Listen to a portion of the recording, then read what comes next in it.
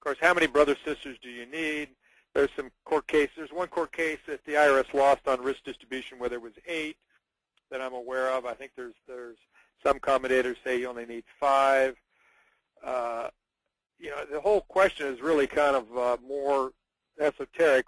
There's some court cases that say you can have risk distribution with just one entity. For example, you take General Electric. If you take General Electric, and I'm assuming General Electric is just one company, they have operations all over the world, all kinds of different points of exposure. If you were assuring all the risk of General Electric, you could easily say you have huge risk distribution. Why should you be able to take General Electric, or why should you need to take General Electric and split it up into, say, 12 separate entities, and now all of a sudden you have risk distribution when you had the same risks that were present before? So those questions are still out there, whether or not you can have enough, whether it's really the amount of risk or the amount of entities. The IRS's position, it's the amount of entities, and we'll get into that as we go along here. All right, so 2001, the IRS abandoned the economic family doctrine. That was a great day. And they'll analyze them by a case-by-case basis. That's the revenue ruling I'm showing here.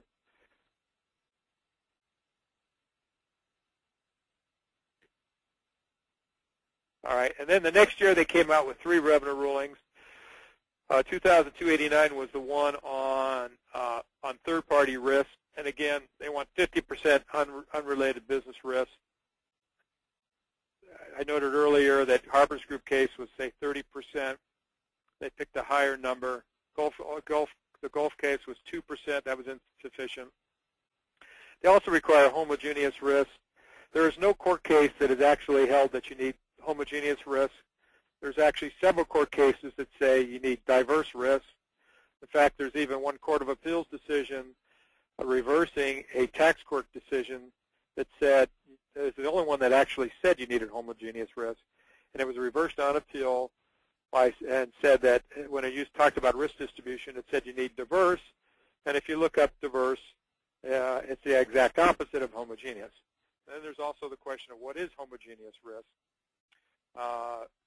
Is it professional lines? So you're going to put veterinarians with brain surgeons, or let's say it's just doctors. You're going to put brain surgeons with baby doctors, with sole practitioners. So it's a real question of how you're going to delineate what is homogeneous risk, and how does homogeneous risk actually have risk distribution or help risk distribution. The revenue ruling also required that the captive be licensed in multiple states.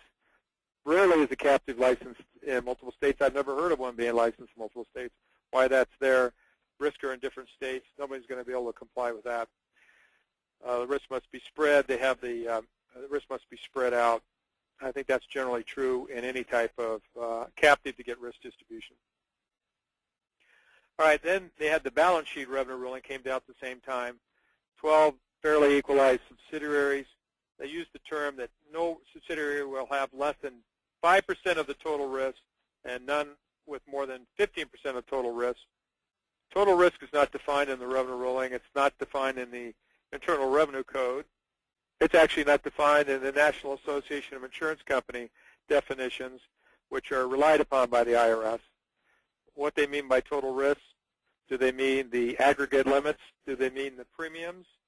That's an interesting question. So the safe answer is you try to spread the premiums